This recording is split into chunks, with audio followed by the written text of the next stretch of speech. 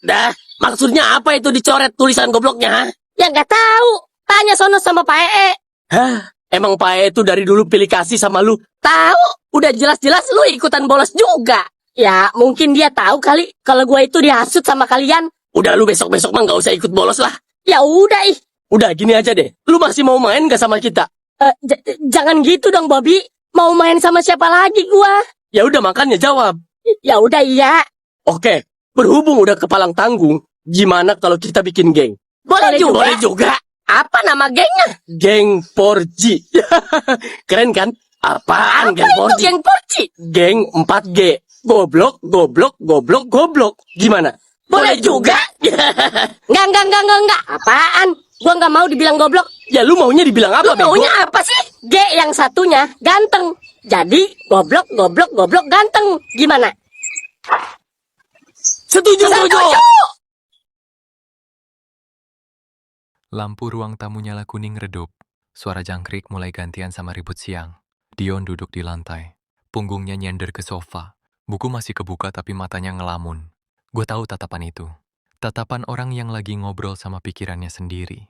Capek tanya gue sambil naruh 2 gelas kopi di meja kecil. Dion dikit tapi enak bang, capek yang bikin kepala tenang.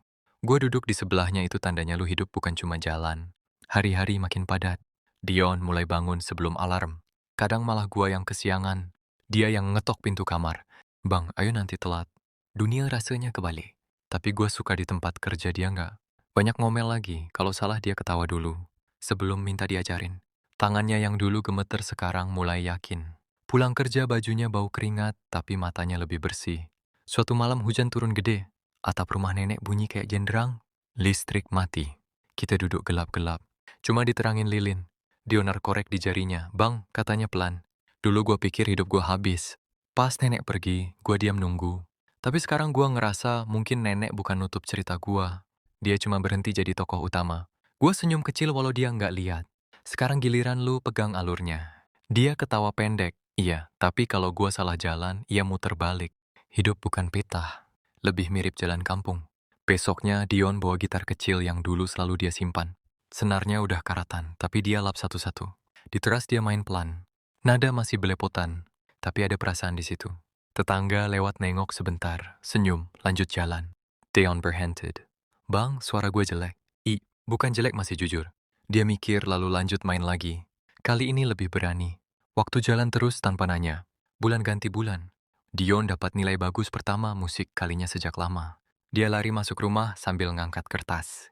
Bang, gua enggak remet. Gua ngakak. Traktir kopi, siapa asal bukan kopi sache. Malam itu kita duduk di teras rumah nenek. Langit bersih, bintang kelihatan jarang-jarang. Dia narik napas panjang. Bang, makasih ya. Kalau lu nggak datang waktu itu mungkin gua masih duduk bengong. Musik gue nengok dia. Lu yang bangun, Dion. Gue cuma berdiri di samping. Dia diam lalu senyum kecil. Angin malam nyentuh pelan kayak tangan nenek yang dulu sering ngusap kepala. Dion, rumah musik ini masih tua, masih berderit kalau diinjek. Tapi sekarang bukan rumah duka.